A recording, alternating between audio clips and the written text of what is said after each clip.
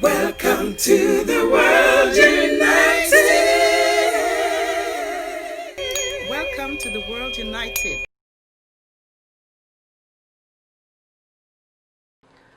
Welcome. I'm so happy we could be here together today in these very, very interesting times. I'm especially grateful that we live at a time when you and I can be on completely different continents, different time zones, and yet we can connect in consciousness. And this is one of the great privileges of the times in which we live. I'm Dr. Linda Howe, leading international expert in the Akashic records for personal growth and transformation. I'm also the author of 3 award-winning and groundbreaking books about the Akashic records. The first, How to Read the Akashic Records, is all about the method and the record itself. My second book, Healing Through the Akashic Records, it's all about personal transformation using the Akashic record. My third book is about your soul's path, and it's about our relationship to the world in which we live, being spiritually awake and effective on our journeys. And my fourth book, which will be released any minute now, is Inspired Manifesting Through the Akashic Records, to elevate your energy and ignite your dreams. So just watch for it. It's coming soon.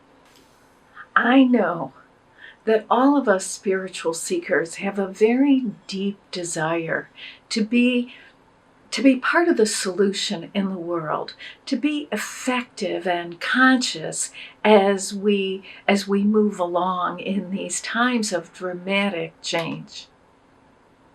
So today we're here to talk about the Akashic approach to thriving in challenging times. So let's take a look at what this will be. So first we need to know what the Akasha is. We want to understand the Akashic approach, and it will help if we really pinpoint thriving and then, of course, challenging times. So we have a lot to talk about today, and we'll take things one at a time, and then we'll bring it all together. So let's talk about the Akashic record. The Akashic record is a vibrational archive of every soul and its journey as human. So Akasha is a Sanskrit word. It means primary substance, that from which all things are formed. Akasha is invisible, right? It's a vibrational archive. Because it's vibrational, we never see it, right? It's invisible. An archive is a collection, right? So it's an invisible collection of every soul, okay? Now, this is interesting because it's every human being that has ever existed is what makes up the Akashic record. So it's not just one group or another, a certain quality of consciousness. It is all souls, right, making up the Akashic record. So it's a vibrational archive of every soul and its human journey. So what this means is that the record does not address any lifetimes that you may or may not have had as an animal, or even lifetimes you may have had as on other planets. The record is, you can think of it as like the memory body of human beings on Earth. That is the primary, right? That is really the nature of the record. Now, there are 2 parts to every set of records. Yours, mine, everybody else's too, right? So the first part is fixed. It's permanent. It's like your permanent record. And the second is evolving. It's changing. It's emerging. So let's take a look at what this means, right?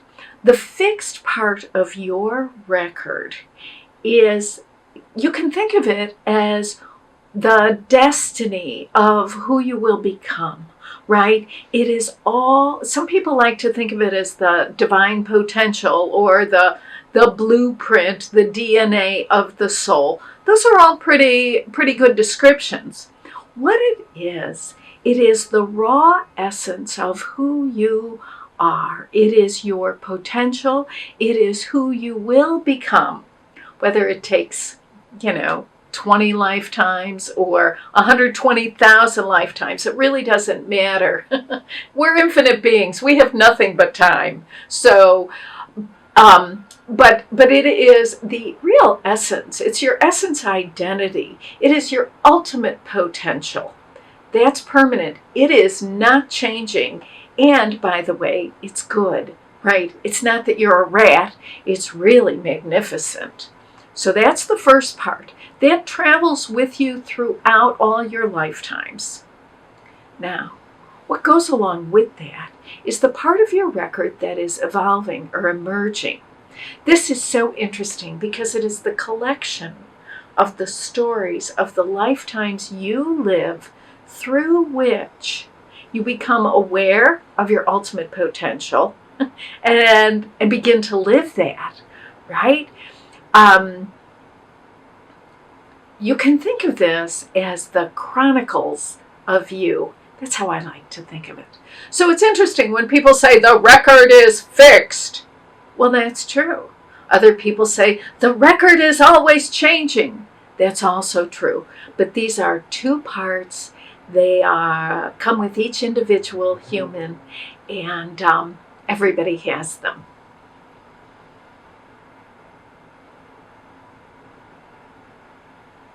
Now, the Akashic record is a field of light.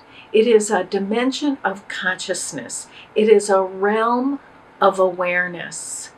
Okay? So it is a space within which we can more easily recognize ultimate truths, some of the wisdom that we have been accumulating over our many lifetimes.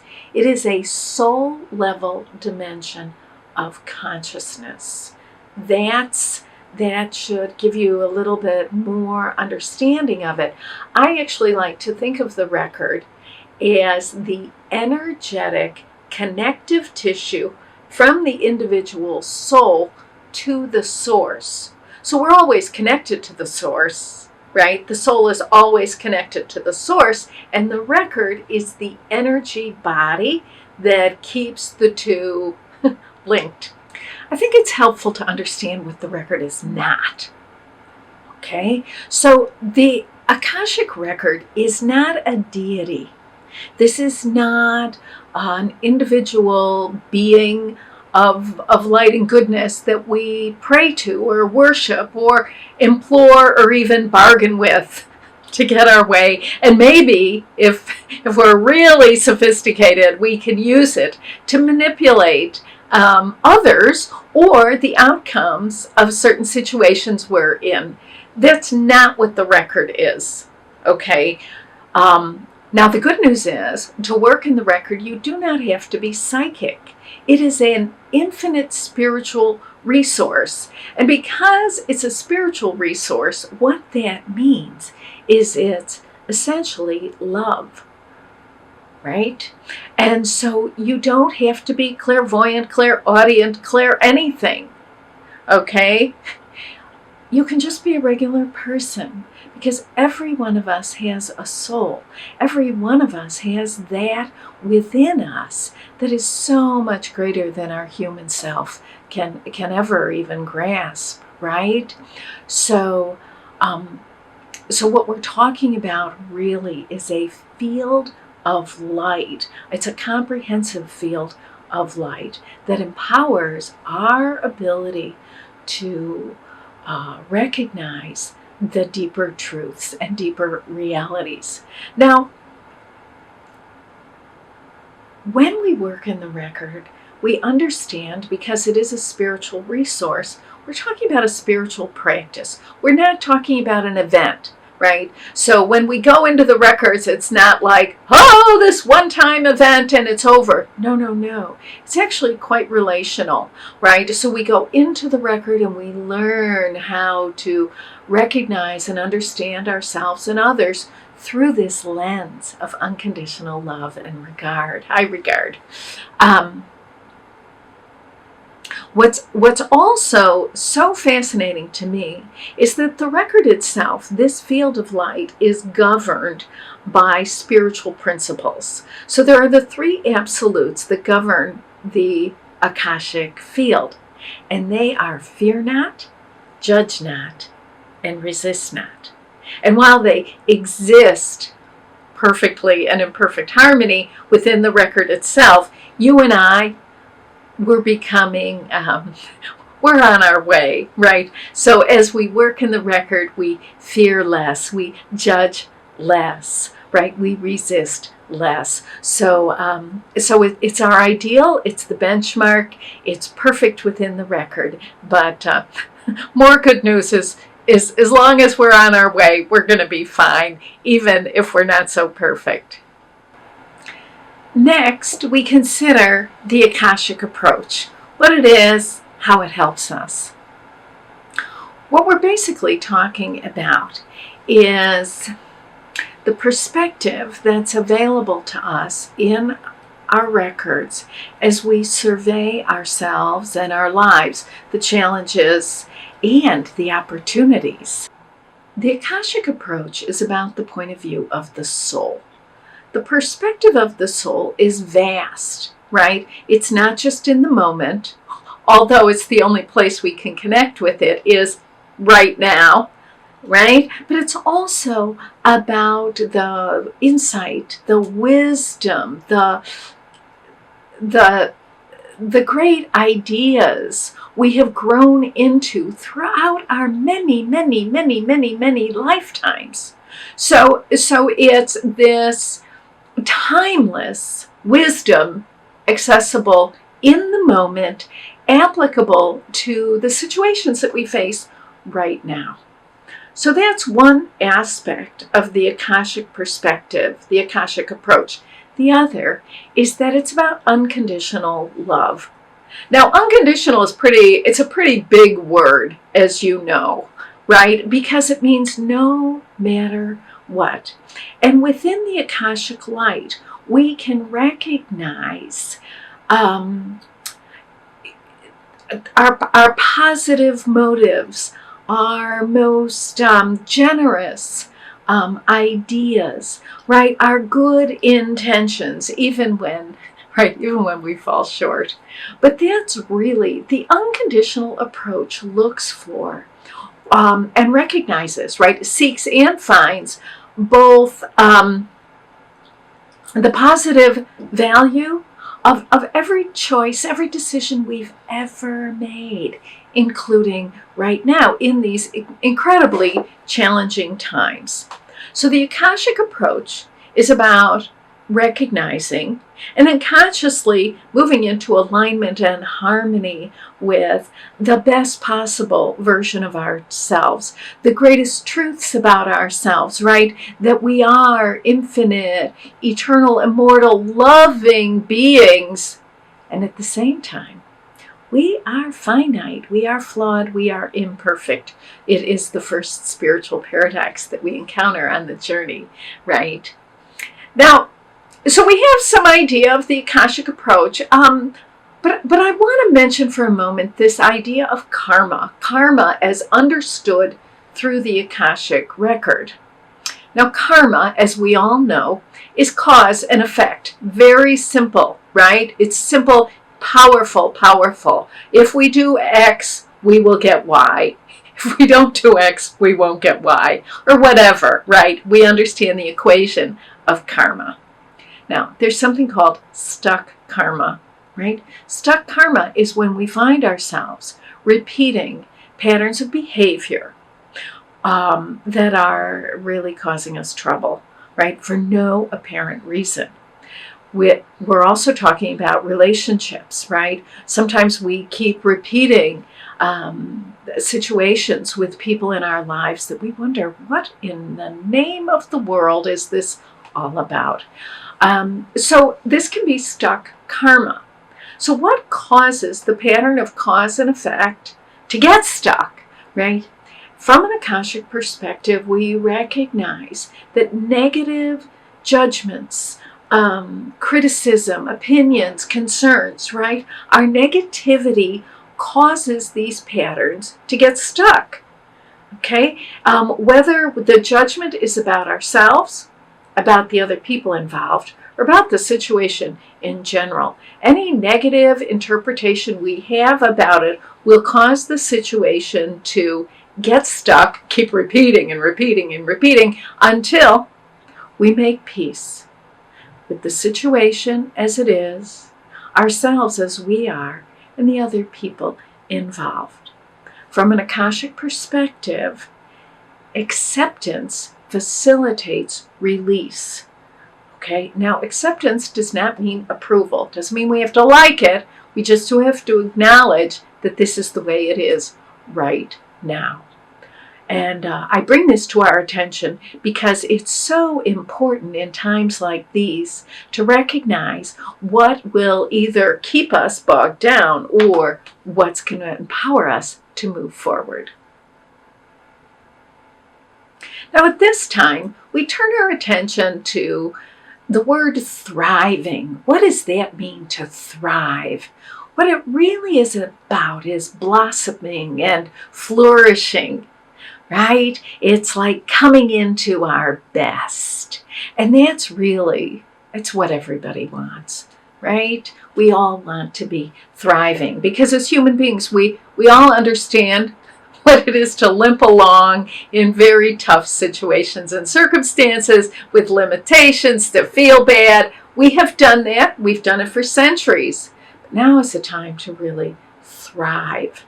So we're really talking about how do we navigate these times of great uncertainty and how do we thrive? How do we personally flourish? Okay, and that's very possible working in the record when we see ourselves and others and our life situations through the lens of unconditional love, respect, high regard. So there are tremendous changes in the world, as you know, right? And we all know a few things about these changes. First of all, they're global. The entire planet is being transformed. Ready or not, here we are, right? And these changes, so it's every continent, every group of people. There is not one creature on the face of the earth that is unaffected by the changes that we're experiencing. And these changes are in every area. We have them in the area of climate, governments, religions, politics, economies, and health. Okay, by the way, health. There is change everywhere in every area of life. The old systems are collapsing, they're falling away, and the new ones are emerging. And here we are. The question is, how do we navigate this? What do we notice? When we shine the Akashic light on this, what's very clear, the first thing that's evident is that, we are one. And the truth is we've always been one. And we will always be one. Like all of humanity, we really are one unit. And as we shine the Akashic light on this, we begin to recognize that our very survival and well-being as the human race requires that we operate in this truth. The truth that we are one within ourselves.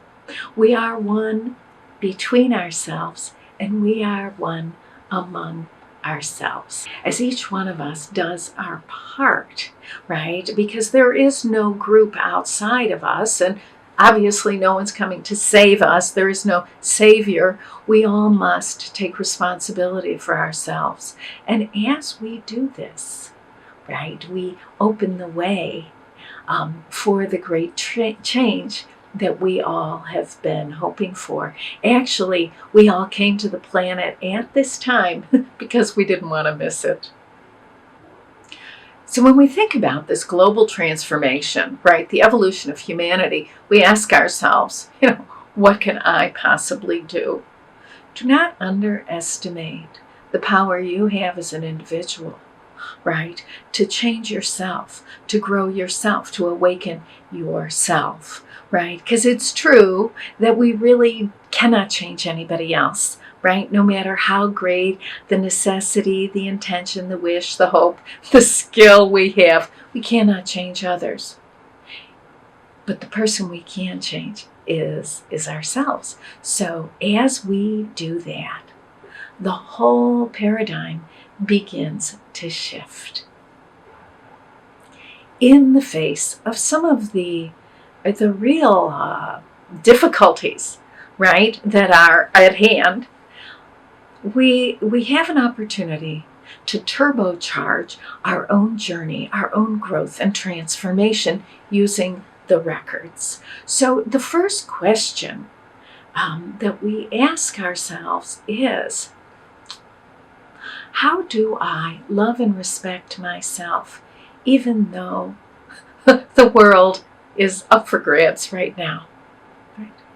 How do I love and respect myself, even though I'm unhappy with, you fill in your own blank, whether you're unhappy with a government, an economic system, a social structure, all good reason to be unhappy, right? Many good reasons to be unhappy. But the question is, how do I love myself, even though this is the state of the union? I also know that as a spiritual seeker, you have pretty high standards for yourself. You have standards, you have ideals. Sometimes you can reach them. And that is a tremendous, we know this, right? It's tremendous, it's exciting. But the question becomes, how do I love and respect myself when I cannot live up to my own ideals? Let's not worry about anybody else. We have no authority there. We have complete authority here with ourselves. And the question becomes, how do I love and respect myself even though I cannot meet my own standards? And then finally, we're talking about thriving in the world in which it really is, not in our fantasy, not in some dream we have about it, but how it really is. And so that question is this: what do I do today with who I am and the resources I have? Remember, life does not want us to hurt ourselves or debt ourselves or deceive ourselves. Life recognizes that we all have something to offer today, now, no need to wait. And as we begin to identify those things we can do, right? Thoughts we can have, actions we can take to experience and express the infinite love and goodness at the heart of who you are. This is what empowers us to find our own way and to actually co-create the future that we all dream about. Now, there's one more thing I want to talk to you about. We have really addressed this business of the Akashic approach to thriving in challenging times. Okay, and I hope that this guidance has been beneficial for you. But I was thinking about this last point I want to make, and it's about perfectionism. The truth is, at the level of your soul, you are already perfect. You are perfect, whole, and complete. Your soul doesn't need healing. It never did. It's fine. Your human self is a little different. As mere mortals, we are imperfect. But I want you to know that you don't have to wait for perfection as a human being.